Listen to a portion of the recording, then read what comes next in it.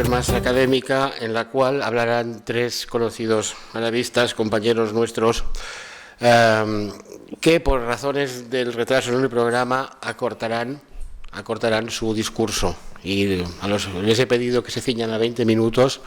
Los tres me han dado con generosidad su aquiescencia, por lo tanto no me voy a extender más en las presentaciones, porque los tres son de sobras conocidos. Pedro Cano, experto en muchas cosas, en derecho islámico, pero también en paleografía, en numismática, nos va a hablar de un tema sobre el cual ha publicado mucho y conoce perfectamente: monedas andalusíes y árabes, del Museo Arqueológico Provincial de Sevilla.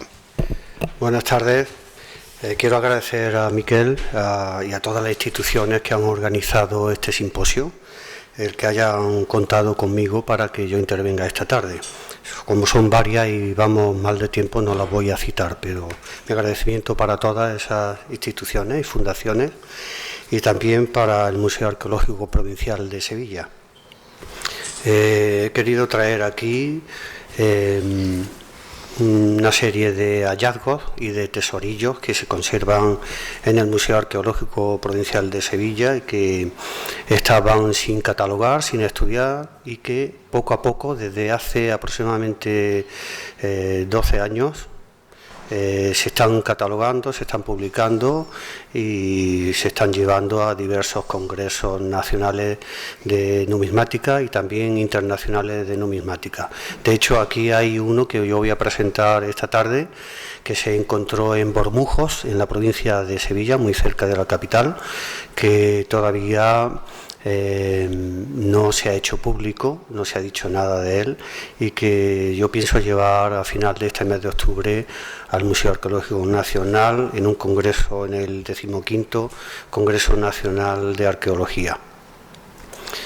En esta imagen vemos el Museo Arqueológico Provincial de Sevilla, donde se conservan estos tesorillos, algunos muy numerosos, y otros pues bastante más pequeños. Estoy hablando, por ejemplo, de que algunos de estos tesoros y hallazgos tienen 150 monedas, en concreto de plata, dírgemes, otros 144 y otros tienen bastante menos. Por ejemplo, el que ya he citado antes, de Bormujos, tiene solo 11. En este Museo Arqueológico de Sevilla existen de los tres tipos de monedas islámicas expuestas. Hay bastante pocas monedas, muy pocas monedas, y de época árabe, de la época del Emirato, del Califato, Taifas, Almorávide, Almohades, pues hay muy pocas. Desde mi punto de vista podrían habilitar algún espacio para mostrar más monedas, y sobre todo algunas que son importantes, como, por citar alguna en concreto, una que hay de Samarcanda y que se conserva en el Museo de Sevilla, que es digna de ser expuesta, pero por falta de sitio pues no es así, ¿no? Estamos viendo los expositores y cómo hay monedas en la parte superior, feluses, en la parte central, feluses de la época del Emirato, es decir, siglo VIII, IX. En el centro estamos viendo ahí dírgemes almohades, ya nos vamos al siglo XIII, y en la parte inferior dírgemes de la época del Emirato. Estamos hablando también de los siglos VIII, IX, andalusíes.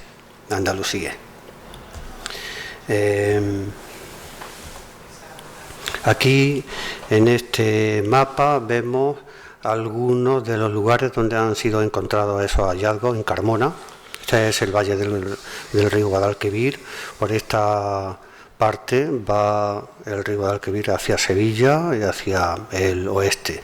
Carmona, La Rinconada, Tres en el Pedroso, Bormujos, Aznalcázar, Niebla,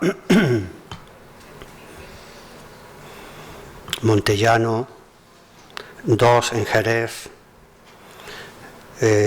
Como creo que todos sabemos, los tres tipos de monedas que en la época clásica, en aquellos siglos, en el Emirato, en el Califato Omeya del Andalus, en aquella época, también en otros emiratos posteriores y califatos posteriores se acuñaban monedas a base de tres tipos diferentes, sobre tres metales diferentes. El felús sobre cobre bronce, el dirham sobre plata y el dinar sobre oro. Estos son los feluses.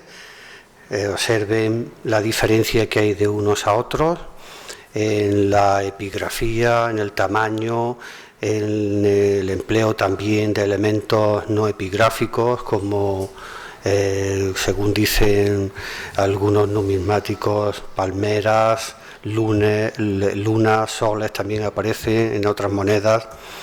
Estos feluses, estrellas, aquí las vemos de 5 puntas, son los de primera época en Al-Ándalus y luego Emirato Omeya a partir de Abderramán I.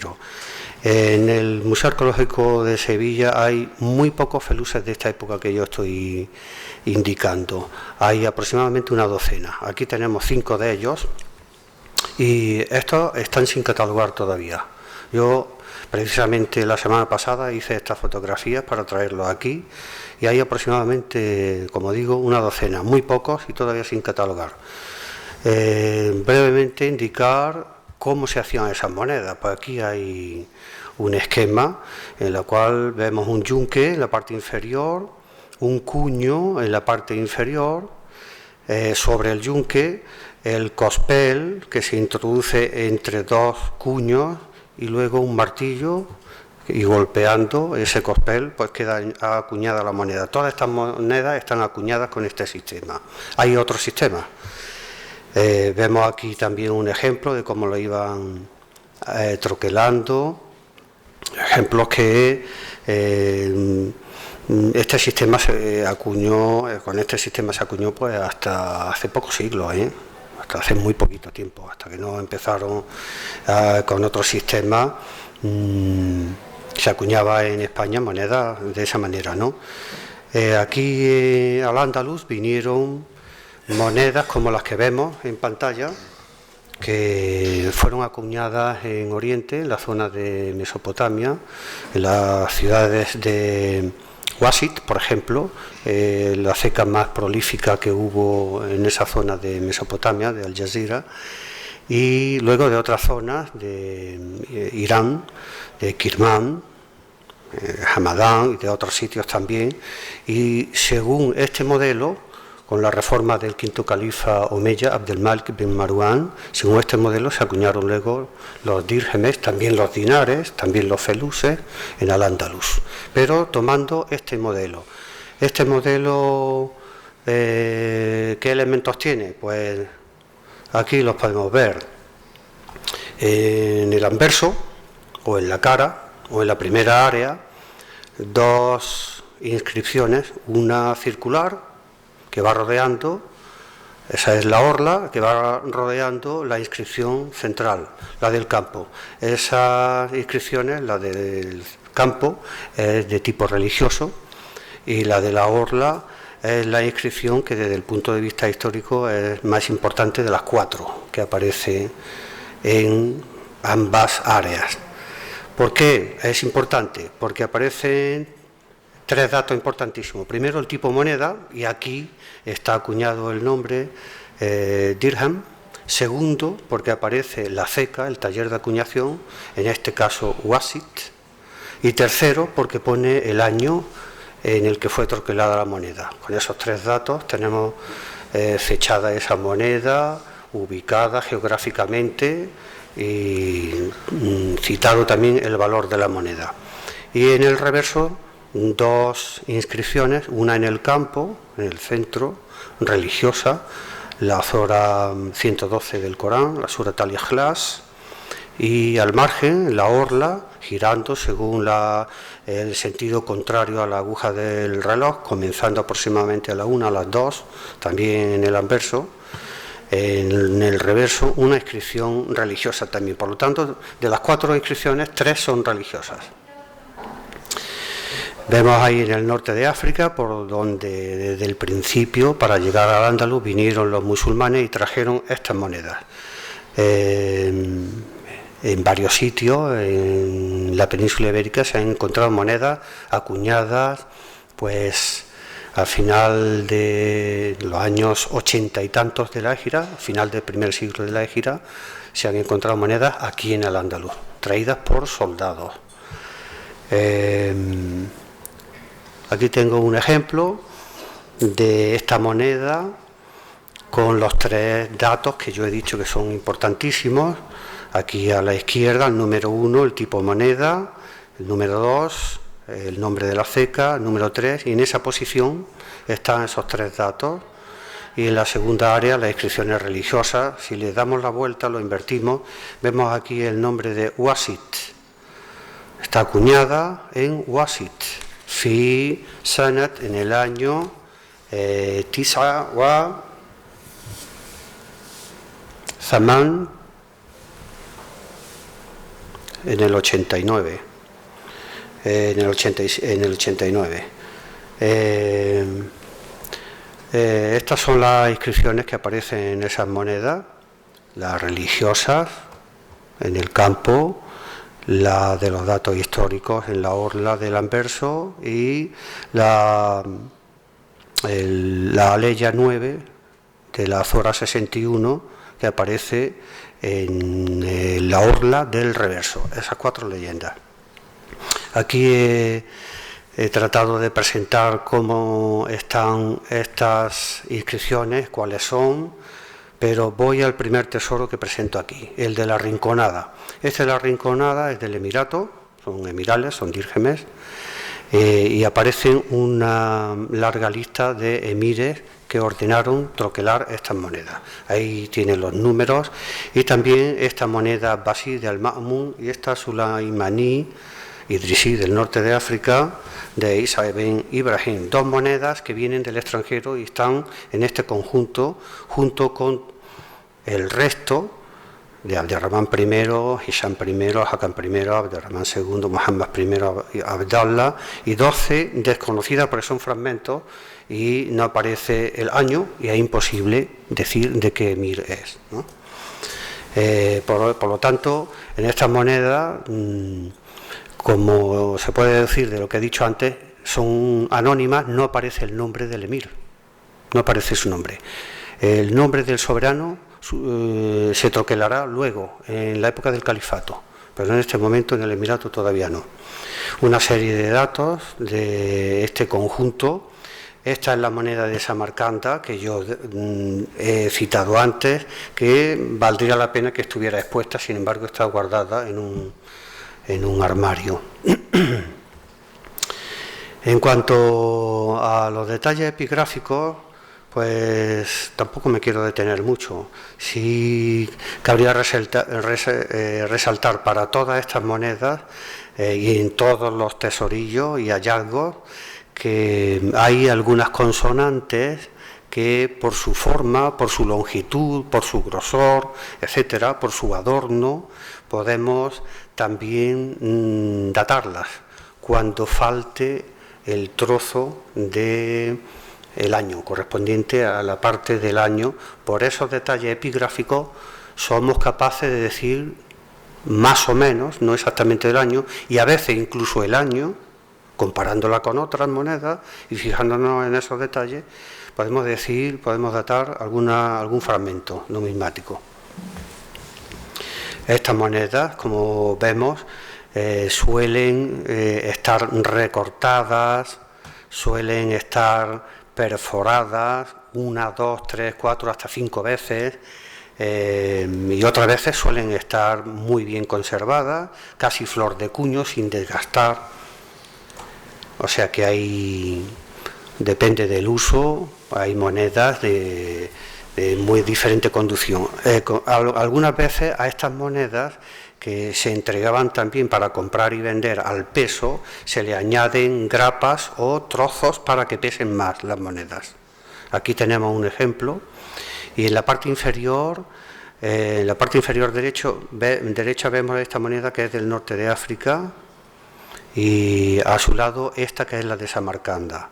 El anverso con el principio de la shahada, la ilaha illallah, etcétera. Este es el reverso. Como vemos, sus textos, sus inscripciones y las gráfilas, estos círculos que aparecen rodeando la inscripción del campo, son diferentes en el norte de África de la que Abbasí. Esta es Abbasí, que viene de Samarcanda, actualmente Samarcanda en Uzbekistán, y son muy diferentes de estas monedas que son andalusíes, en la epigrafía, en el tamaño, en la disposición de los textos, etcétera, etcétera.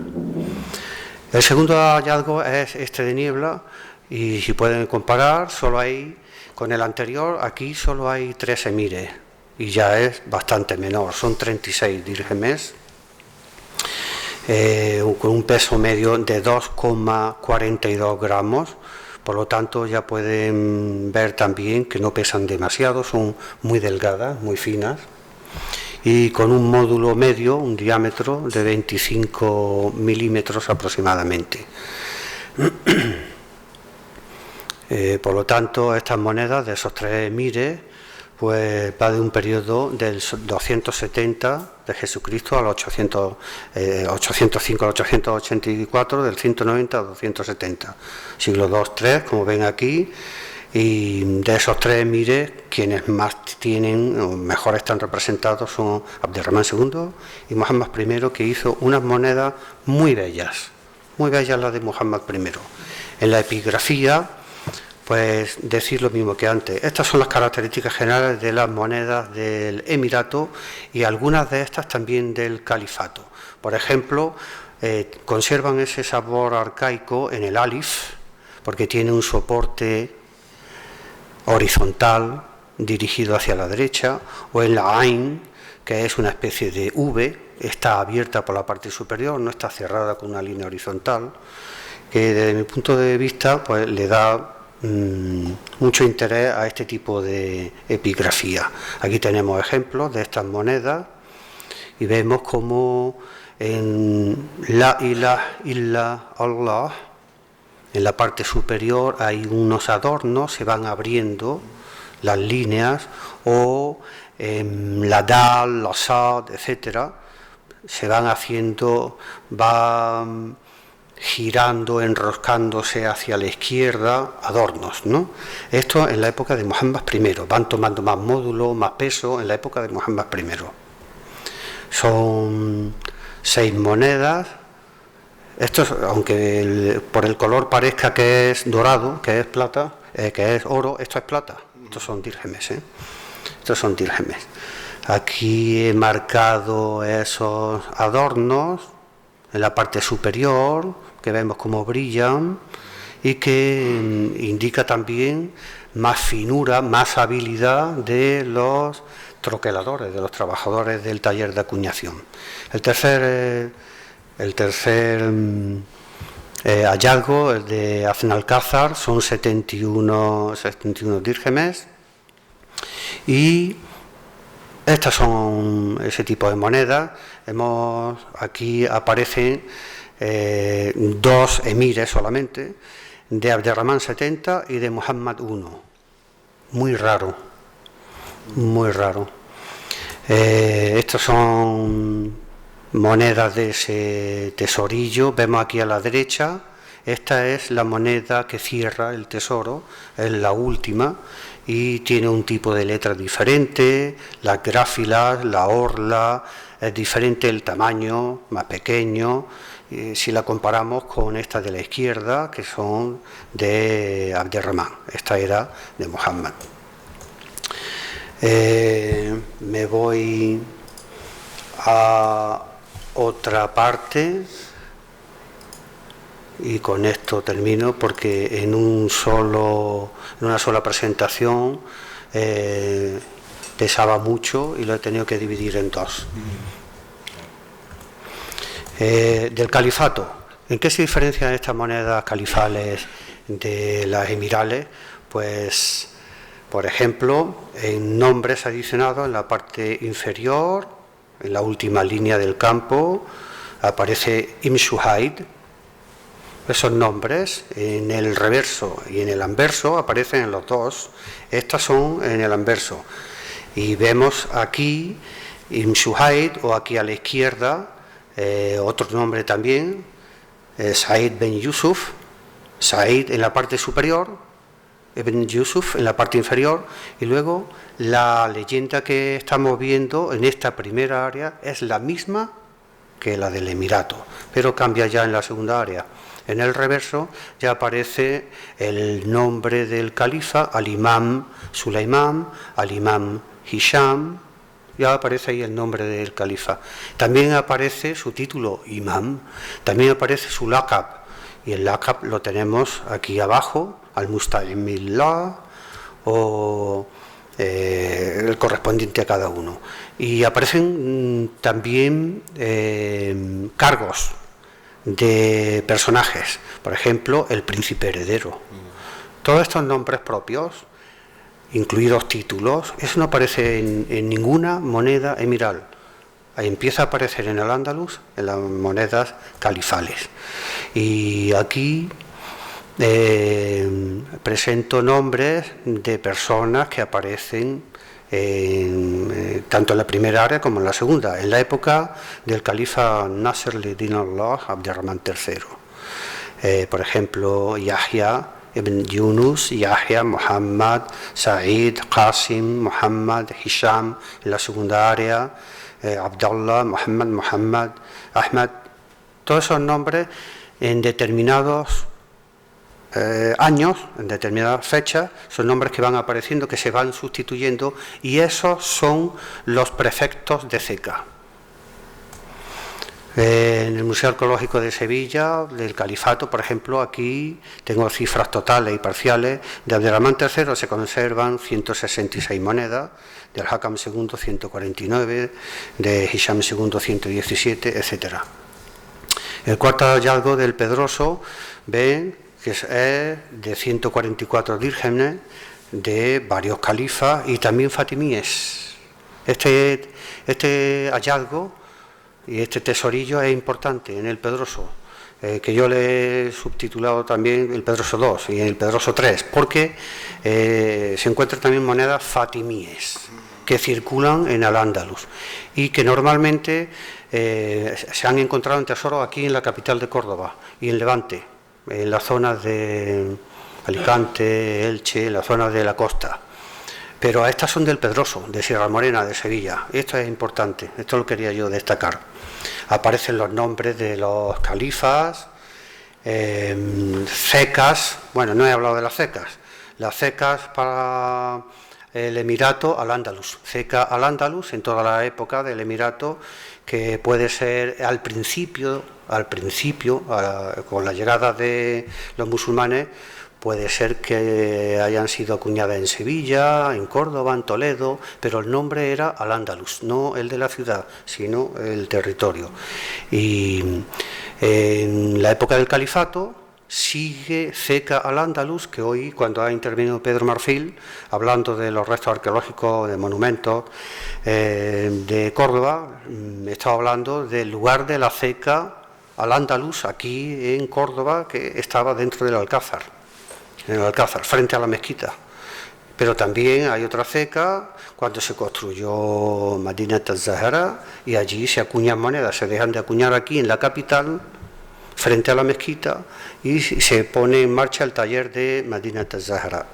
Pero hay más cecas en el norte de África, en la época del califato, como Fas, Madinat Fas, que también se acuña bajo el control andalusí omeya. La epigrafía viene a ser lo mismo, y esto es ejemplo de este tesoro del Pedroso. Aquí abajo las dos monedas fatimíes, una de Al-Muiz y la otra de Al-Hakim. Ven cómo los textos y la distribución de los textos son diferentes. Aquí hay dos líneas en el campo, y aquí en el campo las inscripciones son circulares. Este es el reverso, y pasamos al Pedroso III, 143 dírgemes de todos estos califas omeyas andalusíes hasta Sulaimán al-Musta'in. Normalmente las últimas monedas son del año 400 de la Égira, 401, 402. En algunos tesoros encontrados en Córdoba llegan hasta el 410, pero eso ya es muy poco frecuente. Y aparecen algunas fatimíes, también muy raro, y aquí aparecen 16 monedas fatimíes, todas de plata, dírgemes. Estos son los textos, las inscripciones de las monedas fatimíes, en parte un poco diferentes de las omeyas, suníes, y no quiero detenerme tampoco, y estas son imágenes de esas monedas.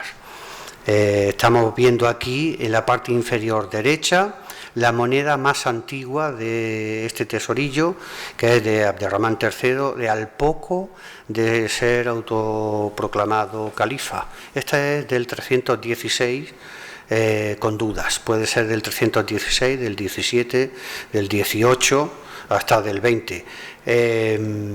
¿Por qué? Pues por la distribución de textos, y no sabemos exactamente el año porque está borrado, no se puede leer, no se ve, está desgastado.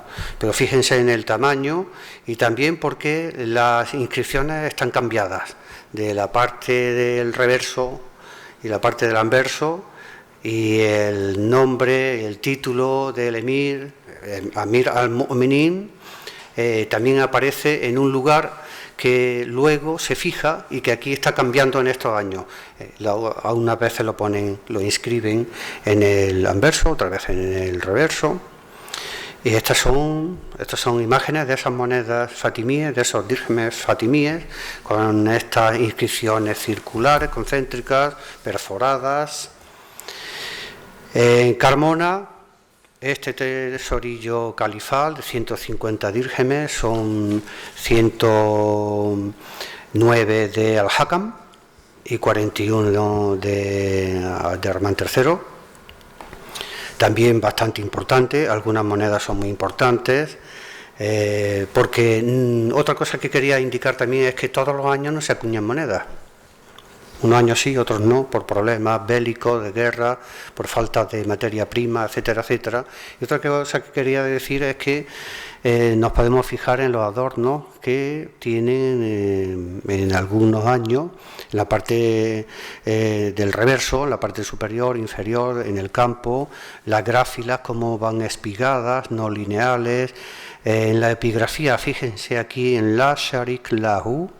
Si leemos toda la inscripción, la ilaha illa, vamos a la segunda línea, Allah, wahdahu, esta dal tiene una forma bellísima, o en la sharik lahu, esta kaf, pues también tiene, y eso lo hace una persona con mucha habilidad y con mucha experiencia también, ¿no? Y son monedas en la época del califato también muy bellas, con muchos adornos fitomórficos que le dan mucha belleza a estas monedas. Aquí tenemos esta de Al-Hakam, que simplemente tiene como un círculo en la parte superior y otro en la parte inferior. Y no sé cómo voy de tiempo. Ya estaríamos, dijéramos, en el... Hasta aquí hemos llegado. Bueno, no, en fin. Este es el de Bormujos, que he dicho que está todavía inédito. Son 11 monedas, 11 dírgemes, simplemente. 9 de Abderramán III, 2 de Al-Hakam. Lo llevaré a Madrid, al MAN. Y estas son monedas de ese tesoro. Aquí arriba en el centro vemos también una de los primeros años de Abderramán III. Vemos cómo es mayor de módulo, vemos cómo aquí está en la tercera línea escrita Muhammad Rasul Allah, que aparece en estos primeros años, luego desaparece esa mención de Muhammad. Y del califato almohade se han estudiado de Jerez, como aquí ven, por Eugenia Galvez, Diego Oliva, Rafael Valencia, y fueron publicadas en el 1983 en la revista Numisma, este tipo de monedas, acuñadas en Ceuta, Fez, Jaén y otras ciudades, otras secas también, ¿no? Y con esto termino. Muchas gracias. Este es un hombre, me gusta la polémica, cuestionar, experto en historiología, pero aquí viene seguramente por varias cosas, pero porque es uno de los grandes buenos expertos españoles en un tema un poco tocado y muy importante, que es el pensamiento árabe contemporáneo, ¿eh? Y es un señor que ha hecho cosas muy interesantes sobre el tema y espero que nos las diga hoy. Gracias.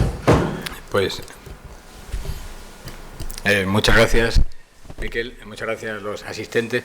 La verdad que yo voy a ceñirme por el formato cambiado que hemos tenido a unas notas y precisamente me voy a dejar en el tintero la reflexión posterior sobre la parte europea, que podemos dejar en cualquier caso al turno de preguntas, porque si empiezo a especular seguramente se me va a ir una hora. Si me ciño a las notas voy a ajustarme a la media hora prevista. Bueno, 20 minutos, bueno, pero vamos, media hora breve, ¿sabes? Media hora con rebajas. Venga, pues, media hora de crisis, dijéramos. Pues no, si entonces ni abro Power y pongo unas imágenes. No. Por si acaso, no, las imágenes por si las necesito, pero no apagamos ni nada, sino simplemente.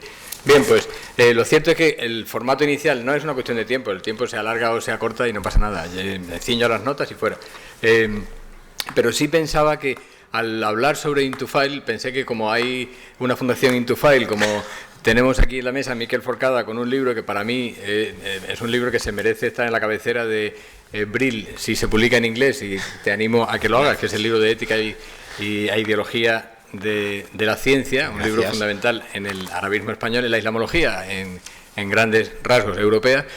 Y puesto que también está mi amigo Enrique Yedra, que hizo un trabajo magnífico sobre precisamente la figura de Intofile, quizá tenemos que recortar, pero lo bueno sería incluso dirigiros a vosotros las preguntas de lo que yo voy aquí a especular. Y quiero decir que a mí me gusta mucho la especulación. Yo creo que es justo plantear unas hipótesis de trabajo y a mí me parece que si uno plantea sus hipótesis de trabajo con ciertos argumentos válidos, pues a lo mejor el debate está equilibrado, sabiendo que no es una imposición de interpretación. Bien, la idea de mi trabajo fue un encargo de la Universidad de California, UC Davis, que va a salir en breve, y se me ocurría que este era un buen momento. ¿Se ve? Yo creo, ¿no? Sí. Era un buen momento. ¿Más grande se puede ver? Sí, ¿no? Bueno, de todas formas, ese soy yo. Y ese es el libro Prácticas de desobediencia, multiplicidad textual en las épocas medieval y el siglo de oro español. Es la Universidad de UC Davis y me encargaron un trabajo sobre, y ahí aparece el filósofo desobediente, sutil insurgencia humanística en Intofile. ¿Cuál es el motor? ¿Cuál es el arranque? Pues que en Estados Unidos, yo he estado durante un tiempo ocasional profesor visitante en unas universidades norteamericanas y en una canadiense. En Estados Unidos se plantea que figuras como la de Intofile, figuras como Averroes, figuras como Ibn Hazm, de alguna manera son la voz de su amo de determinados regímenes. Hay un problema por la conexión que decíamos de pensamiento islámico contemporáneo y pensamiento clásico que se aplica determinadas corrientes absolutistas de pensamiento de algunas corrientes del Islam contemporáneo con lo que ha sido la historia del Islam. Por lo tanto, se entiende que si una persona trabaja para un régimen almohade es como si hoy fuera un ministro de Arabia Saudí, por plantearlo en términos prácticamente caricaturescos, simplemente para entenderlo. Y me resultaba interesante plantear en California precisamente la figura de Intofile. Bien, la idea de Intofile, voy a ir muy rápidamente, decía, es que el viaje de las ideas entre Oriente y Occidente, Occidente-Norte de Europa, es permanente. Yo dejo a vuestra consideración la idea de cuáles son los grandes picos civilizadores, si existe la expresión. En cualquier caso, hay un momento en que parece que algo florece abiertamente en Oriente, hay un momento en que parece que florece abiertamente en Al-Ándalus y hay otro momento en que parece que florece abiertamente en Europa. ¿Qué es eso de lo que estamos hablando? ¿Qué es de lo que está dando vueltas este libro permanentemente? Pues el humanismo, el personalismo, una idea de lo que llaman ellos el inner man, el hombre interior, la dimensión ética del Islam. Perdón, ya se me ha escapado la idea. La dimensión ética y humana de la persona, y que yo creo que en el Islam de los siglos de oro, por abrirlos ampliamente, Islam no como religión, sino como dar al Islam como periodo civilizador, pues yo creo que florece excepcionalmente y precisamente es el puente de lo que después será el humanismo europeo. Por lo tanto, ¿qué es Intofile en ese sentido? Pues Intofile es un puente entre toda una sabiduría oriental que técnicamente se toma de Avicena, pero en realidad Avicena lo está tomando del Corpus Hermeticum. Hay como una permanente, carga y reconversión de un material. La obsesión taxonómica nos plantea que hymn-to-file pues es en un momento determinado, en una época determinada, en un idioma determinado, religión determinada, pero la obra de hymn-to-file, el filósofo autodidacta, y llevamos en concreto a eso, a mí me parece, pero insisto, es una especulación y lo pongo a vuestra consideración, yo creo que si estuviera escrito en otro idioma podría ser considerada la primera novela europea. Cuando se estudia literatura en Alemania, el origen del Bildungsroman, de la novela pedagógica, la novela formativa europea, se sitúa precisamente en hymn-to-file, se describe como novela, no hay ningún ambaje en describir que es la primera novela escrita en territorio europeo, lo que pasa que como está planteada la territorialidad europea en determinados idiomas, pues al estar escrito en árabe no se plantea abiertamente como literatura europea. Insisto, para mí, literatura europea ahora mismo es a los términos geográficos. Si en esas enseñanzas alemanas sobre Bildungsroman se plantea que una novela es una prosa de ficción, una narrativa de extensión considerable, una trama desarrollada por personajes, al expresarse, actuar o pensar, yo considero que el filósofo autodidacta, es decir, la novela, la obra de hymn-to-file, precisamente está ahí en el pre-renacimiento europeo, por decir algún concepto cronológico. El papel de hymn-to-file en 1160, cuando está escribiendo este libro, eludo tranquilamente la contextualización del libro, porque imagino que de sobra has conocido, tiene una consideración después, insisto, en términos de lo que Wasserstrom llama el religionismo, la idea de que asociamos una religión determinada con una ideología cultural determinada y, por lo tanto, se plantea que es una obra islámica en el sentido religioso. Para mí es una obra islámica en el sentido cultural. Es decir, pertenecer a Dar al-Islam durante unos siglos determinados, a mí me parece que es como si hoy dijéramos, forma parte de una obra crucial del pensamiento occidental. ¿Está eso circunscrito a una religión, a un espacio, a un idioma? Bien, pues yo creo que el Islam ha sido mucho más universal de lo que se nos pretende hacer con lecturas religionistas. A mí me parece que el papel de hymn-to-file es el de un personalismo ético. Cuando Renouvier en 1903 define el personalismo como que la persona es el principio ontológico desde el que debe ser explicada la realidad, pues yo consideraría hymn-to-file como una novela personalista y humanista, ¿no? El género para hymn-to-file es magnífico porque le permite un envoltorio simbólico. Los personajes fundamentales de la novela o del libro, si no quieren que lo llame novela, es Absal el místico, Salamán el político, y curiosamente, y ahí sí quiero poner otra imagen, bueno, esta novela después pasaría a Europa en todas sus traducciones. La primera traducción válida y completa al inglés sería la de Pocock en 1670. La imagen que siempre suele ponerse ya es de unos años posteriores, 1711, pero en cualquier caso no hay una pérdida de copyright, por así decirlo, de esta novela en el Bildungsroman europeo, sino que se admite perfectamente que un señor llamado Hayyim Yokzan escribió en árabe, aquí está puesto, hace 500 años, por escribir en 1711, el libro tal, donde que se demuestra que una persona tal. Es decir, en ningún caso hay un orientalismo explícito en el tratamiento de este libro, sino que hay una búsqueda de fuentes culturales de la ilustración europea aquí, ¿no? Pues decía que las vueltas que se le están dando últimamente a esta novela, que es el objeto de mi trabajo en este libro colectivo de la Universidad UC Davis, es que en el prólogo de Avicena de Ashifa, comentado por hymn-to-file en el prólogo del filósofo autodidacta de Hayyim Yokzan, se plantean, digamos, las categorías de conocimiento. Esto es un cuadro chuleta que era, digamos, la base de lo que pudiera ser aquí el debate. La idea es que cuando yo llamaba en esta conferencia lo de la sabiduría oriental es un concepto acuñado.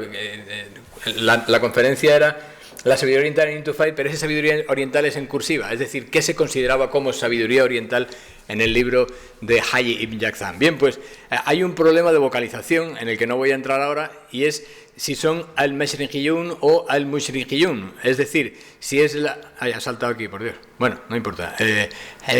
Al-Hikma al-Mashriqiyya, lo siento, el corta y pega se me ha ido.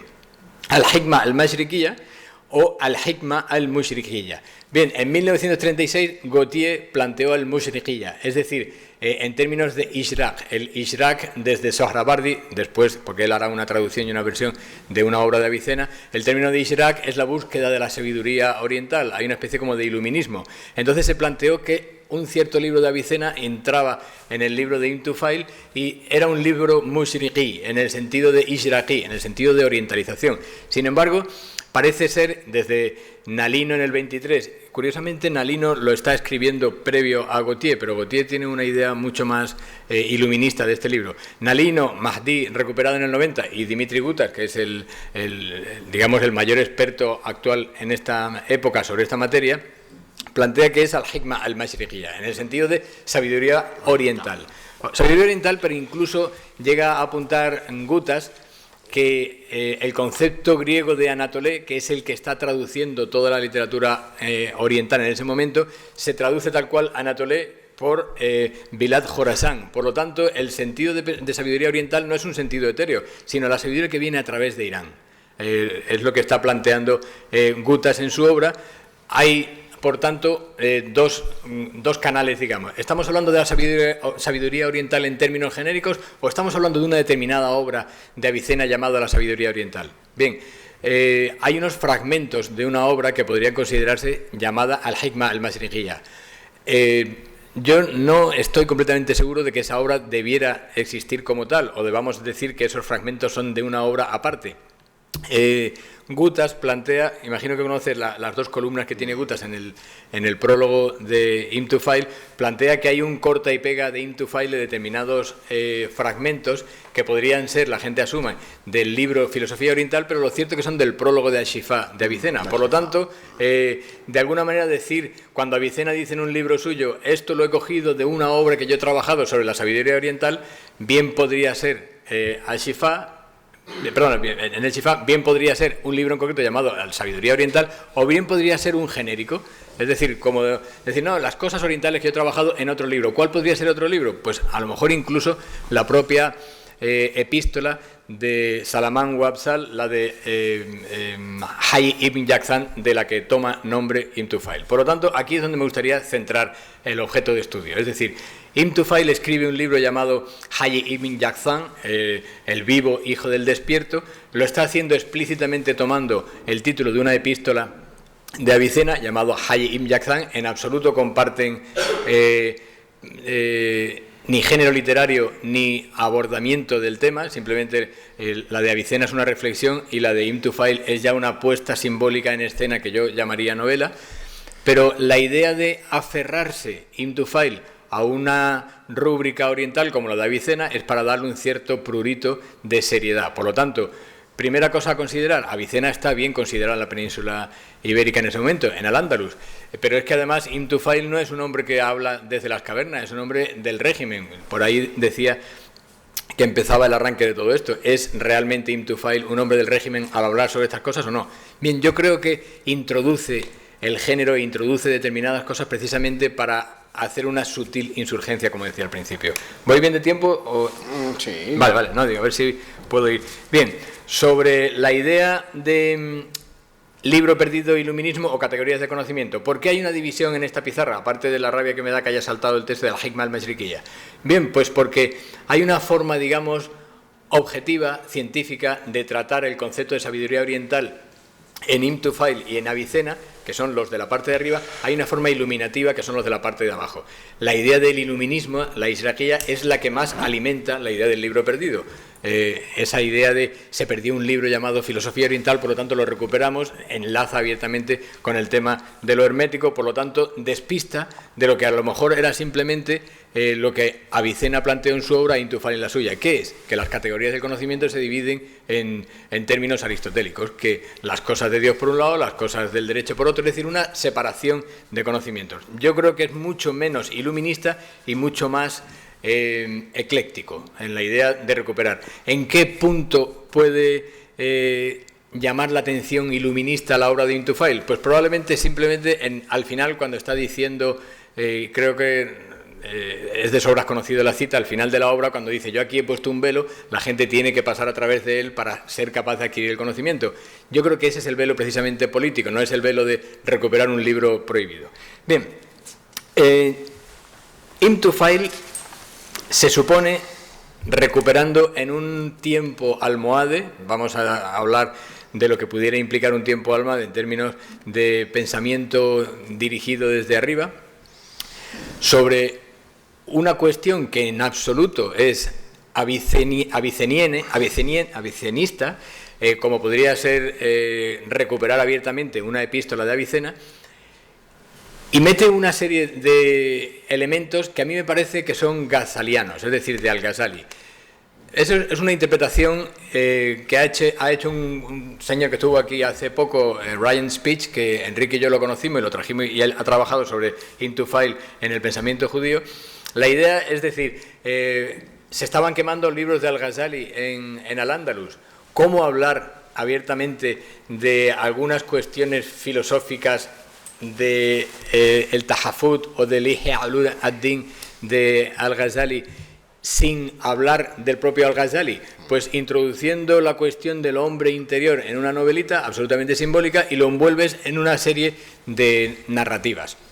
Esa narrativa, hablando con este señor, y yo lo vuelco aquí en el libro, y a mí me parece una interpretación interesante, simbólica, podría ser incluso que Al-Ghazali era conocido por varias cosas, pero entre ellas que decía como médico que debía permitirse la disección de los cuerpos humanos para conocer precisamente las vísceras y tal, y no era recibido abiertamente por todas partes.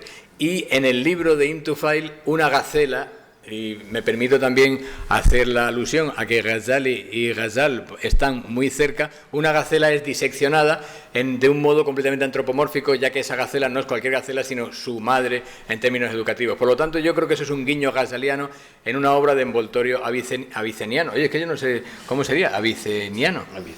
Aviceniano, bien. Por lo tanto, yo creo que la simbología de Into File es literaria, está abiertamente cómodo en un género como el de la novela, y lo que está es introduciendo dosis de el pensamiento de Al-Ghazali envuelto en pensamiento de Avicena. Bien, yo voy a simplemente aludir a lo que viene después de esto. Dice Ryan Speech en su obra, en su artículo sobre En búsqueda de la filosofía oriental de Avicena, que un judío llamado Abner de Burgos, converso con el nombre de Alfonso de Valladolid, me llama la atención que me parece bien Alfonso por Abner, pero si eras de Burgos, ahora de Valladolid, yo nunca he entendido. Bien, cada uno puede reinventarse como quiera, pero siempre me llama la atención que Abner de Burgos, judío, pase a ser Alfonso de Valladolid. Bien, pues este hombre hace una serie hebreas de la obra de Into File. Es decir, siento estar siendo demasiado bombardista, porque va a llegar de Oriente la filosofía de Al-Ghazali envuelta, la filosofía de Avicena a través de un libro concreto como la Risala de Hayy ibn Yaqzan.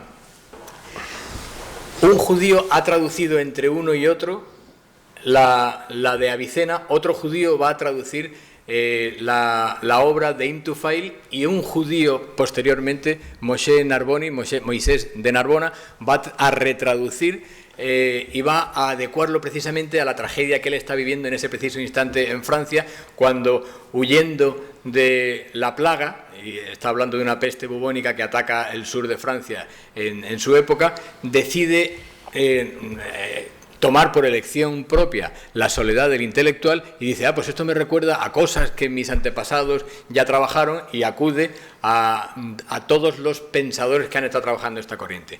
Bien, esa corriente de personalismo, y voy simplemente a las conclusiones. ¿Voy bien? ¿Sí, no? Sí. Vale, esa corriente de personalismo... Sí, son conclusiones. Bueno, pues si hay conclusiones, a ver si me he dejado algo por aquí que tuviera que hacer, ¿no?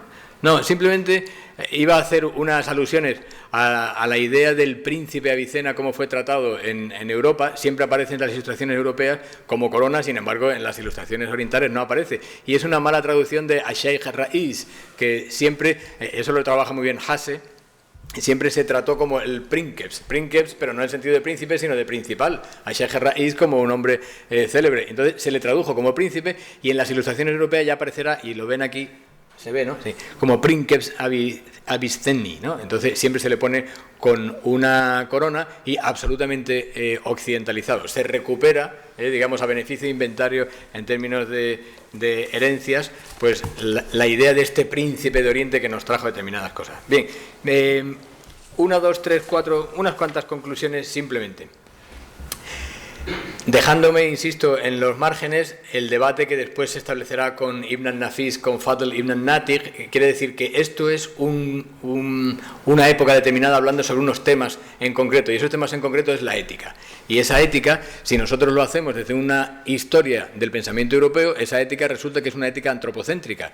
Y si uno coge los manuales de literatura europea, pues se da cuenta que el antropocentrismo es uno de los motores fundamentales del Renacimiento. Por lo tanto, a mí me da la impresión de que es en Al-Ándalus donde se está activando este motor antropocéntrico, este inner man, como decíamos antes, la visión del hombre interior. Bien, primero, la excusa del etiquetado de Avicena, mira, aviceniano tenía puesto aquí, sirve para introducir elementos neoplatónicos de larguísimo recorrido oriental. Cuando Avicena estaba componiendo su Hayy ibn Yaqzan, lo que está es versionando un tratado siríaco que es Mandat Hayy, que es la vivificación del espíritu, que es un tratado siríaco de corpus herméticos, que es el Poimandres, es una serie de obras previamente, es decir, esto es un universal. Es como cuando hablamos de los hermanos de la pureza y decir, bueno, ¿qué son los hermanos de la pureza? ¿Qué es las famosas cartas? Bueno, pues hay una especie de filosofía dando vueltas que, como diría Julio Samsó, la ciencia avanza, pero no avanza con árabes como menos traductores, sino es una aplicación permanente, es una regurgitación, es una reflexión. Esa idea de que, oye, qué interesante estos árabes que tradujeron el Poimandres, el Corpus Hermeticum y el Mandat Hayy. No, es que hay una aplicación directa, hay un cambio de género, hay una reestructuración y una adaptación hacia el norte. Segundo, la elección del nuevo género simbólico le permite ser ecléctico. Por lo tanto, este pensamiento es un pensamiento ecléctico.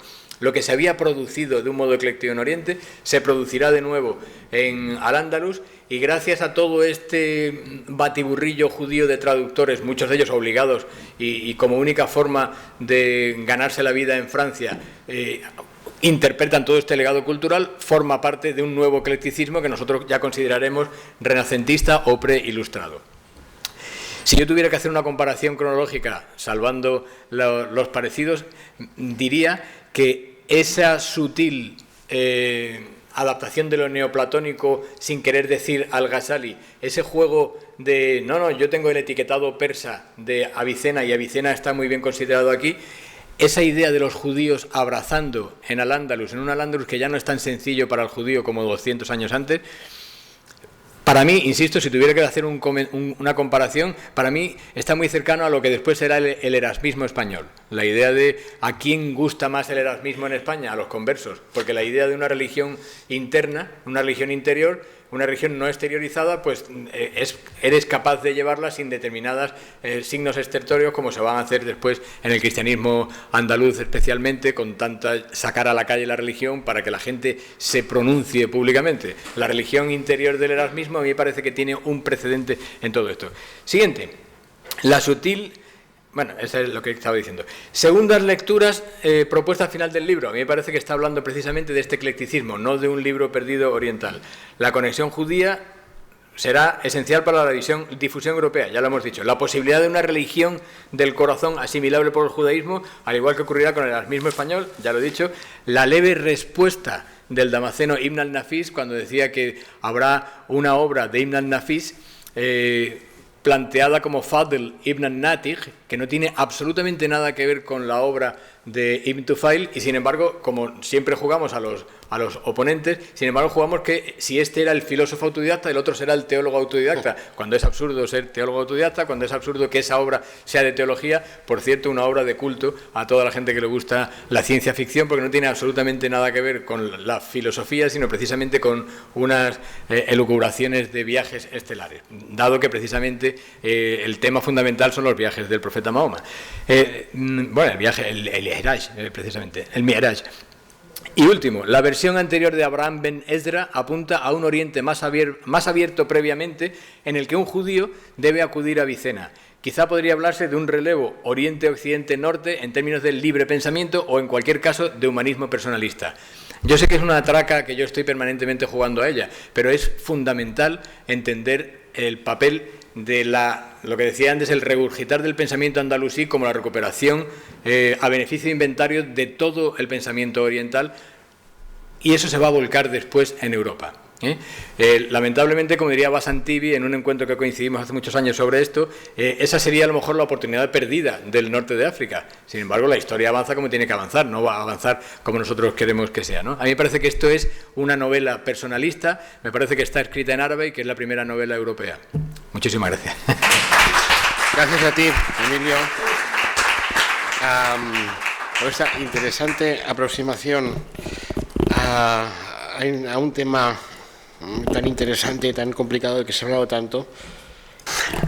Bueno, yo voy a hablar después de hablar detrás de Emilio, pues resulta un poco difícil, sobre todo porque yo no tengo la brillantez de Emilio, ¿no? Que es difícil de superar. Bueno, voy a hablar de Córdoba y el legado intelectual andalusí a través del proyecto colectivo de la Biblioteca del Andaluz, donde muchos de los que estáis aquí habéis colaborado, ¿no? Caso de Miquel, Robert, pero incluso también nuevas generaciones como Hajjaj, Desiré, Estela, se me olvidará quizá alguno también por ahí, mi hermana también, ¿no? Pedro, Juan Pablo, ¿no? Como digo, hasta un total de 171 personas. Vamos a ver cómo... Ahora sí. Vale.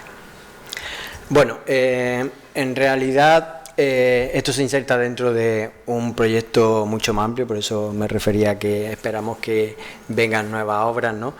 Que era la Enciclopedia de la Cultura Andalusí. La primera gran obra pues la dedicamos al cálamo, precisamente a todo lo que es esa producción intelectual, los autores andalusíes.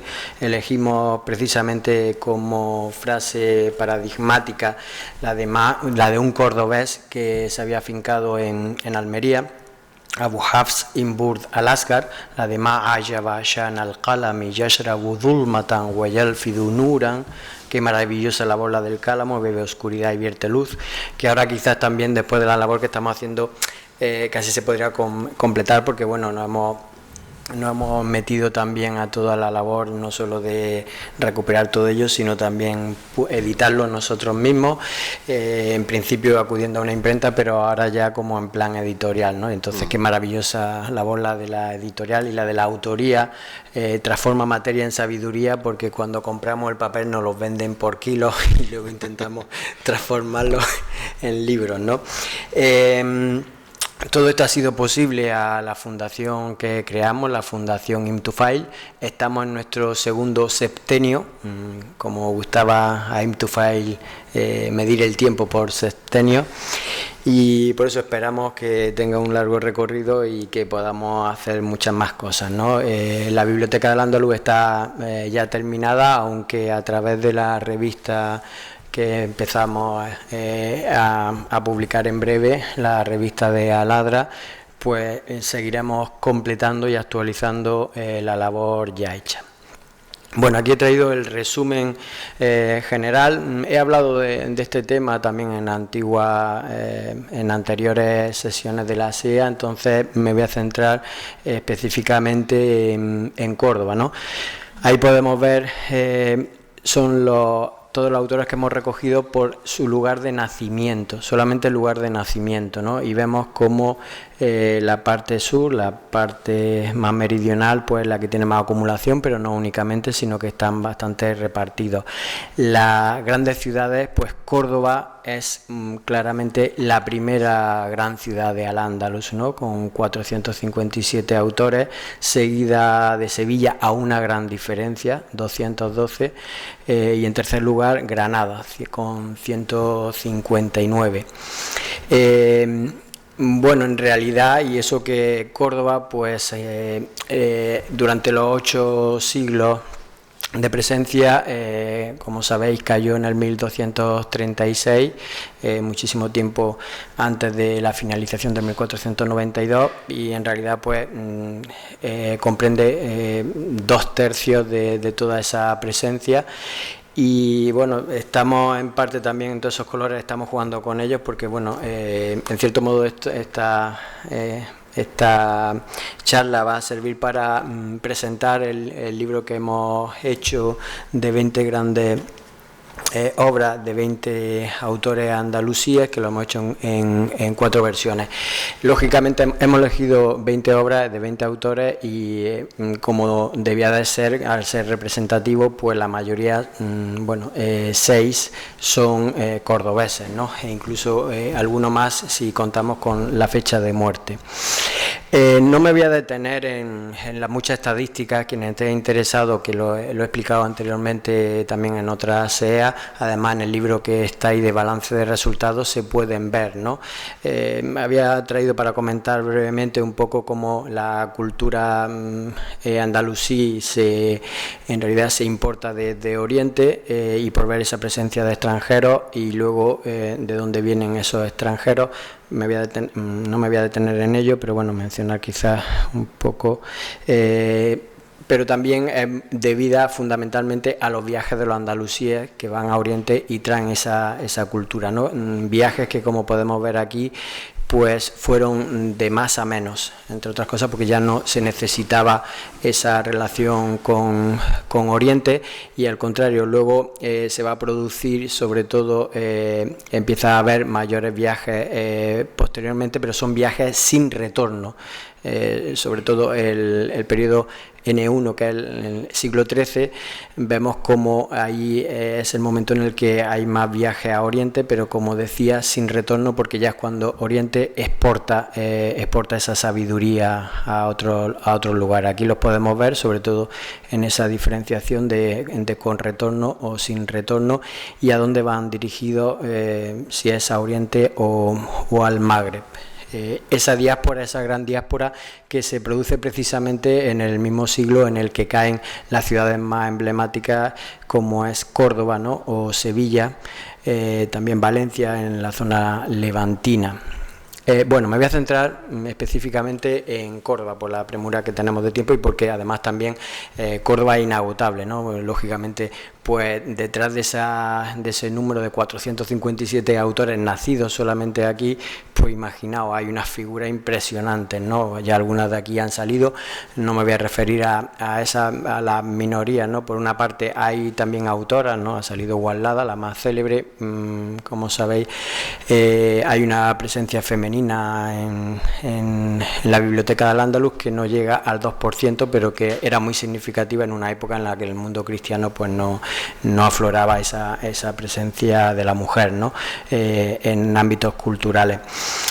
Nosotros hemos establecido ahí una especie para jugar con ya estadísticas fiables desde el punto de vista puramente numérico, pues una especie de PIB, ¿no? Ahora que todos estamos aprendiendo con la crisis tanto de economía, pero ese PIB lo establecemos como producto intelectual bruto, entonces donde se puede ver el peso específico de cada ciudad, ¿no? En ese caso pues Córdoba es la ciudad con mayor peso, como hemos visto, pero establecemos también, porque se puede jugar con variables, ¿no? Para, igual que con la economía, pues complicar esa estadística, ¿no? Por un lado, veréis ahí siempre esa cifra, una primera, los autores nacidos en una localidad, pero luego nos interesan aquellos otros que, siendo de otra localidad, vienen a esa localidad y mueren en ella. Eso supone un crecimiento, pero luego también un decrecimiento. Todos los autores que, siendo de una localidad, se marchan a otra localidad y mueren ya fuera, ¿no? Entonces, en ese sentido, pues Córdoba también es la primera ciudad, computándolo con estos parámetros, ¿no? Y es una ciudad que además tiene tuvo crecimiento de forma general, aunque por época es muy diferente. Vamos a ver esos mismos datos a través de un gráfico muy representativo, ¿no? Vemos como Bueno, la mayor presencia en las épocas de esplendor de Córdoba, como cabía esperar, pues sobre todo principios del Emirato, que acumula, centraliza toda la cultura en Al-Ándalus, sobre todo también el califato en la gran época. En las taifas tiene una gran presencia, aunque no era la más importante, entre otras razones porque vive también de todo lo que había sembrado anteriormente, ¿no?, en la época del califato.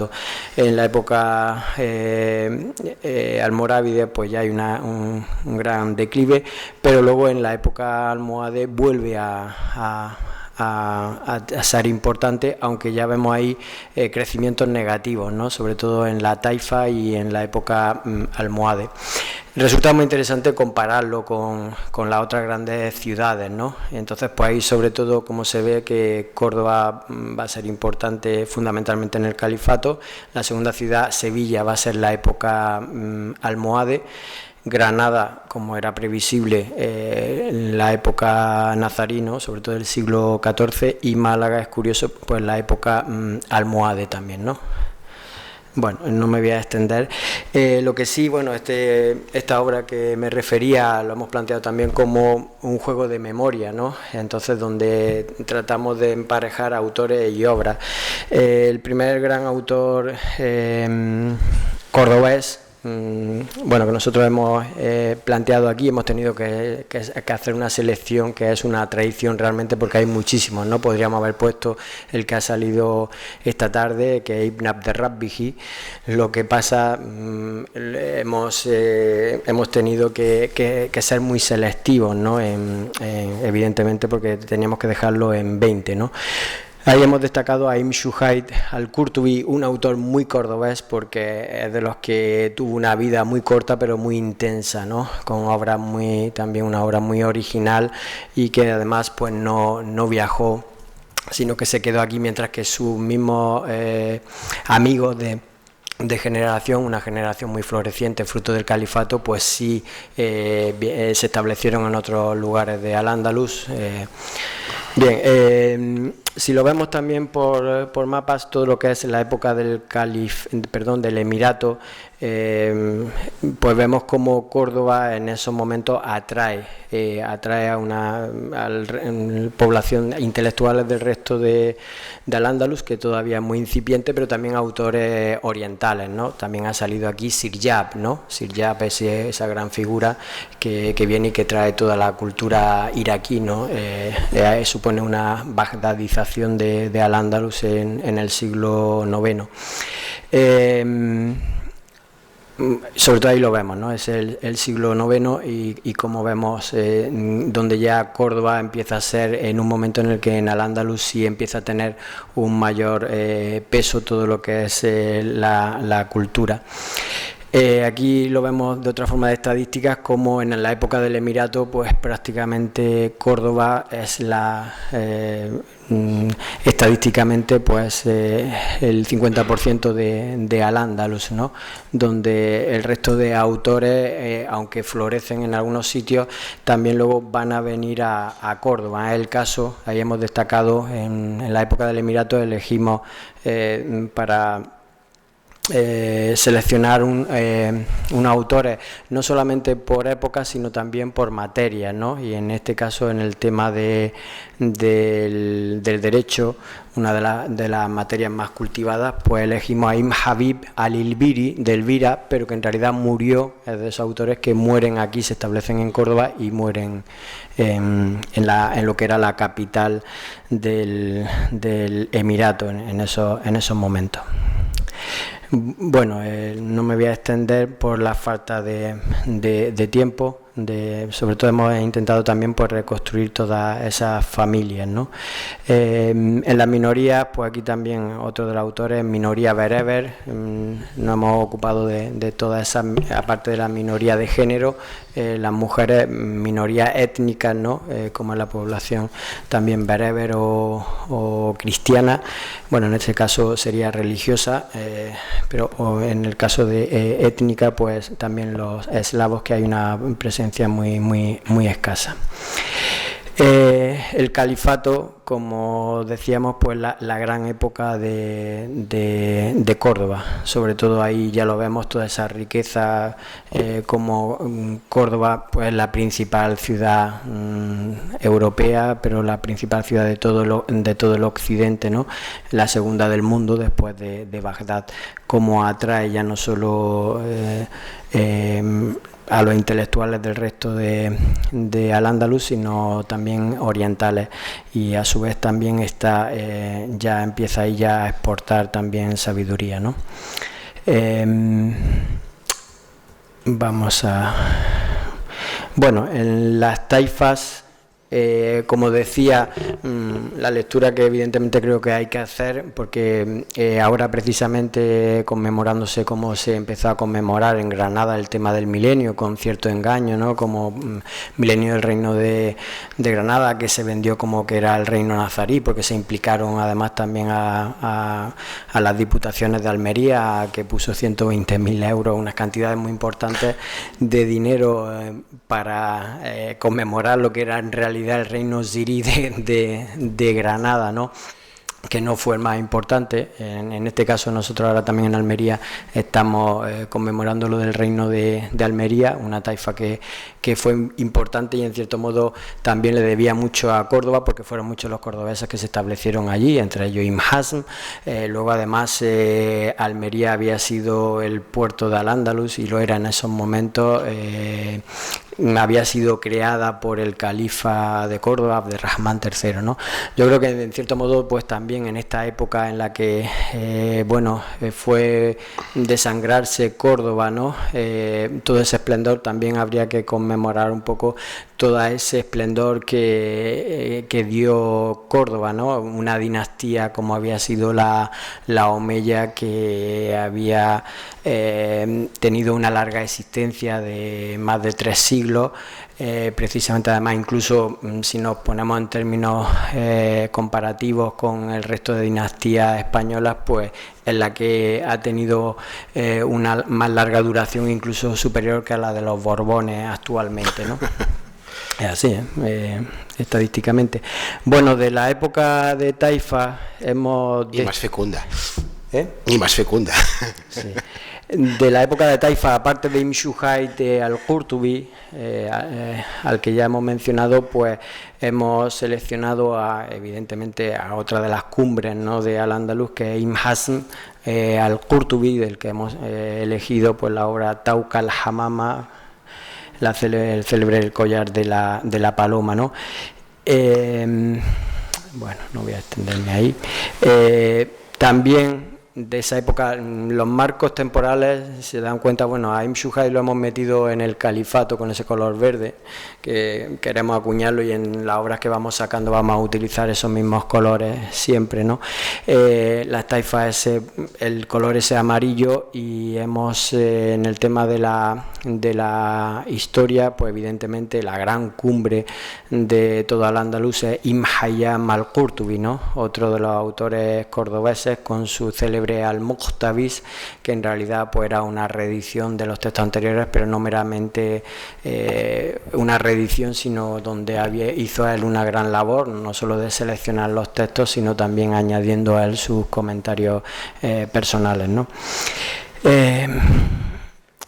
Bueno, y de la época también de las taifas, Ibn Saidún, ¿no? Al que ha salido aquí por su relación sobre todo con Wallada, ¿no? Aunque él también igualmente es de esos cordobeses que finalmente acabaron sus días en Sevilla, ¿no? Uno de los grandes poetas de Al-Ándalus, ¿no? La época almorávide, como habíamos visto, es una época en la que Córdoba pierde ya gran peso, ya no es la primera, bueno, sigue siendo, como veis aquí, sigue siendo la primera ciudad de Al-Ándalus en cuanto a número de autores que nacen aquí, pero ya está muy próxima a Sevilla y ya hay un gran reparto en cada una de las ciudades. Luego además también tiene un decrecimiento, como habíamos visto, ¿no? Ahí en esa estadística no está metido ese decrecimiento. El gran autor que hemos destacado aquí es Ibn Quzman al-Qurtubi, ¿no? El célebre cegelero, ¿no?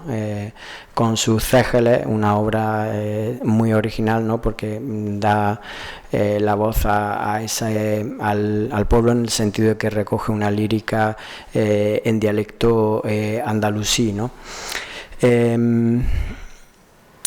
Y la época almohade, que es ya la época donde hemos visto que también en Córdoba se vuelve a recuperar en cierto modo en relación, porque bueno, la época almohade lo que nos ha salido es que la gran época intelectual de Al-Ándalus en la mayoría de las ciudades, aunque ya como vemos aquí también Córdoba sigue teniendo una mayor presencia, yo creo que también era porque seguía siendo ese referente fundamental de Al-Ándalus, ¿no? Esa ciudad paradigmática. En ese caso hemos elegido evidentemente pues a otra de las cumbres, ¿no? de Al-Ándalus, Ibn Rushd al-Qurtubi con su Tahafut, esa obra a la que aludía, no a esta sino al Tahafut de Al-Ghazali, Emilio, ¿no? Con esa refutación que había hecho Al-Ghazali de los filósofos y la refutación de la refutación que hace Ibn Rushd de la obra de Al-Ghazali, ¿no? Bien, y bueno, también he llamado aquí la atención de Maimónides, aunque no lo hemos incorporado en esta obra, por la cuestión de que también es una de las grandes cumbres, que en ese caso también de esos cordobeses, que se produce esa diáspora que aludía antes, que fue la gran diáspora de Al-Ándalus, ¿no? La que se produjo en el siglo XIII. Y bueno, he dejado ahí una ficha sin levantar. Bueno, se podría hablar de muchas otras cuestiones en las estadísticas que hemos hecho, pero voy a terminar muy brevemente, sobre todo con uno de los temas fundamentales en esta. Creo que en este trabajo colectivo que hemos hecho todos permite ahora sacarle mucho partido, sobre todo a esta estadística de todos los puntos de vista. Uno de ellos me voy a detener solamente en los gentilicios, ¿no? En otras ocasiones he presentado pues todos los temas de la onomástica, como el estudio de la onomástica da mucho juego, ¿no? El tema de la edad, podemos saber la media de los intelectuales, que era muy elevada, ¿no? 69 años, no ha salido, aunque se puede hacer también por cada una de las épocas y también de las ciudades con los vaivenes. Pero me quiero detener solamente en este aspecto, que son los gentilicios, que en cierto modo los gentilicios árabes, que nos da idea también el grado de arabización de las ciudades. En ese caso, pues como podemos ver, Córdoba está a un nivel intermedio.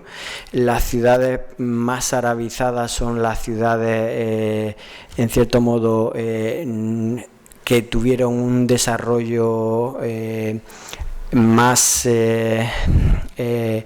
la de nueva fundación, en cierto modo, o aunque Granada no era de nueva fundación, pero que adquieren un mayor desarrollo en esta época andalusí, ¿no? O Almería sí era una ciudad de nueva fundación, o Murcia igualmente ahí es una ciudad que cobra auge en la época islámica, ¿no? Córdoba tenía una mayor presencia anterior, y luego en las ciudades que tuvieron menor arabización pues son ciudades como Badajoz, Guadalajara, ¿no? Donde vemos en cuanto a esa arabización, que no quiere decir únicamente que sea el tema de que hubiera un mayor establecimiento de árabes, sino que era pues todo el tema de la clientela que se establecía, ¿no? Es decir, poblaciones que se arabizaban y a su vez se arabizaban también tomando una relación clientelar con tribus árabes, ¿no?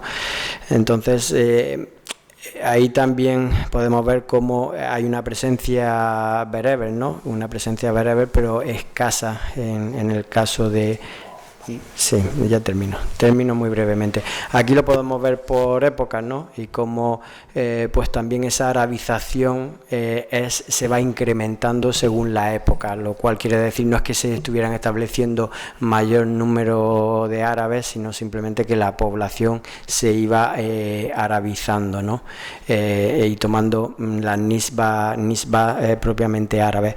Y la presencia bereber en el caso de Córdoba pues precisamente coincide con las dos épocas en las que Al-Ándalus se gobierna desde el Magreb, desde Marrakech, ¿no? En la época almorávide y la época almohade. Se podría también mirar contrastivamente con las ciudades más importantes. En cuanto a la temática de la obra, pues en Córdoba, pues igual que pasa en todo Al-Ándalus, ¿no? La temática más importante es la poesía, la más cultivada, seguida después del derecho, en el sentido de que todo pueblo necesita un cuerpo jurídico con el que regularse, ¿no? Y ahí tenemos pues una gran variedad de esa producción intelectual de Córdoba y de Al-Ándalus en general. Y nada más. Termino con ello. Bueno, ya con esto lo dejamos aquí para que dar oportunidad sobre todo a que... Gracias, Jorge. Pedir a los conferenciantes que hablaran 20 minutos ha servido para que no se pasaran mucho de media hora. En la lectura de la obra de Jaime Yazdan, la imagen que a mí al menos me quedó es estar delante de un cerebro humano que es capaz de recibir la realidad, captar la realidad a nivel perceptual y luego establecer relaciones entre los datos. Entonces, una vez vista esa imagen foto fija, el historiador se tiene que preguntar, ¿y esto se lo acaba de inventar? ¿Es todo nuevo? ¿Lo ha bebido en parte de alguna fuente? Luego las traducciones que nos has dicho se están descubriendo por parte de autores hebreos. ¿Qué relación guardan? ¿Las ha conocido el autor? ¿Qué influencia han tenido sobre autores posteriores? Y esto lo digo por lo siguiente. Yo me he encontrado que en el siglo XVII Leibniz hablaba de la distinción entre percepción y apercepción. Percibir era un tema puramente sensorial y la percepción implicaba atención, recoger los datos de la realidad con atención. Y me encuentro en el siglo XIX la escuela empirista inglesa que defiende la teoría de que solo con que un objeto esté delante de los sentidos crea la experiencia, y a un autor que les dice que están equivocados, que el objeto delante del sentido no crea por sí solo la experiencia, sino que hace falta que se le preste atención, etc. Entonces, todas estas preguntas, estas reflexiones en realidad encierran preguntas. ¿Qué relación hay ha sido novedoso, totalmente novedoso, Bento File en la presentación de ese ser humano que es capaz de todo eso? ¿Qué influencia han podido tener las traducciones entre Avicena y Bento File? Y luego el escaso hilo conductor que parecen haber tenido estas traducciones con la escuela empirista inglesa, etcétera. Esa es la problemática que me ha despertado Yo creo que se puede hacer un mapa de influencias. Es decir, en el artículo ese yo hago una alusión a unos autores y sobre todo una bibliografía en la cual se puede trazar una línea recta de influencias que curiosamente ningún autor ha trazado en todo su desarrollo. Es decir, yo me he encontrado con autores que son capaces de establecer influencias temáticas desde el Poimandres o desde los himnos caldeos hasta el Mandat Hayen siríaco, desde el siríaco al otro. Es decir, normalmente trazan siempre solamente el primer puente, pero no todos los puentes. Desde mi punto de vista, Ibn Tufail, por supuesto, está bebiendo todos estos temas, pero el verdadero valor añadido es su eclecticismo. Es coger todo eso, descomponerlo teóricamente y expresarlo simbólicamente en una novela. Tomar tres principales actores, actantes en una novela, Hayi, Afzal y Salamán, y en la relación entre ellos empezar a establecer estas conversaciones en las que van a salir todos esos temas. Pero sí, el puente sí es trazable hasta a los empiristas ingleses, porque esa traducción primera al hebreo, luego latina y luego la de Pocock y los siguientes al inglés ya son conocidas desde, vamos, Rousseau las está conociendo, Bacon las está conociendo, todo el mundo incluso cita con el nombre latino a Aim to File. O sea, yo creo que sería interesante, cuando estaba viendo a Jorge, sería interesantísimo hacer el mapa de la influencia temática de 4 o 5 temas fundamentales que están desde el Poimandres y el corpus hermético hasta la ilustración europea. Si quiero añadir una cosa a esto, porque tú planteas un tema, el empiricismo y Aim to File, que se ha planteado, dijéramos recientemente, en un artículo de Dimitri Gutas en Orients, en 2012, que fue objeto de debate en una sesión especial en el Congreso de Historia de la Ciencia de Manchester del 2013, y entonces nos remite a los y es un tema que efectivamente, es decir, en ese artículo Gutas no plantea lógicamente Aim to File como un empiricista, pero sí plantea a Avicena como un empiricista. Entonces, la verdad es que todos los andalusíes, no nos engañemos, por mucho que le duela a Gutas, no son avicenianos, porque Avicena lo conocen mal. De hecho, yo creo que si nos habla Avicena de Avicena Aim to File es porque, ostras tú, ¿qué es esto? Lo acabo de ver y ¡oh, qué impresión! Pero esta gente se ha formado con Al-Farabi. Y entonces, su empiricismo, en su concepto de la experiencia con validez científica, tiene mucho que ver el desarrollo de Al-Farabi. Y el desarrollo de Al-Farabi que hace del concepto de experiencia es aristotélico. Con lo cual, tenemos una versión farabiana de algo que es muy viejo, que es el empiricismo aristotélico. ¿De acuerdo? Por lo tanto, el empiricismo de toda esta gente no proviene ni de Avicena ni de Al-Farabi, proviene finalmente de Aristóteles. Por eso cuando tú dices, es que los empiricistas ingleses pueden haber encontrado alguna influencia de Aim to File, digo, no, ojo, cuidado, no, porque finalmente también conocían a Aristóteles y seguramente mucho mejor que Aim to File, ¿eh? Por lo tanto, yo creo que cuando se plantean los estudiosos del empiricismo, pues claro, seguramente como no son expertos, como su mundo es la filosofía moderna, pues no terminan de valorar la importancia del empiricismo en Aristóteles. ¿Me entiendes? Es decir, en ese sentido sí que Aim to File pertenece a esta generación de científicos que, como son filósofos, están obsesionados por el método. Y el método es empírico. Y entonces, a diferencia de otros científicos de la precedentes y subsiguientes, es una gente que realmente te dice, has de hacer las cosas basándote en lo que dice Aristóteles, que es el recto camino. ¿Y cuál es? Observar hasta que ¡pum!, te llega un universal. ¿Por qué? ¿Cómo aparece el universal? Inspiración divina. Y aquí es donde tenemos influencia neoplatónica. En fin, esto es lo que yo quería añadir, porque si no sería una conferencia más. Bueno, yo creo que también en Aim to File hay muchos elementos sufí. Sí. Él empieza con un empiricismo, pero termina en todo el conocimiento, mete toda esa gama sufí, ¿no? De hecho, nosotros en la revisión que hicimos de su biografía, precisamente hay muchos datos que lo muestran, aparte de la misma obra, ese desengaño de no creencia en la sociedad, de preferir el aislamiento. Él mismo, algunas fuentes planteaban que se perdía en el palacio, ¿no? E incluso acompañado del califa, y no se sabía dónde estaban, como en especie de retiro espiritual, ¿no? En ese entonces yo creo que esa vía es además esa apuesta cuando empieza ya un conocimiento que no se puede mostrar a través de una percepción de la filosofía, a través de la observación, pues empieza con ese sufismo de su mismo personaje, que empieza a hacer prácticas sufíes para llegar a alcanzar un conocimiento superior, ¿no? Ocurre que cuando ¿se oye? Sí, ahora.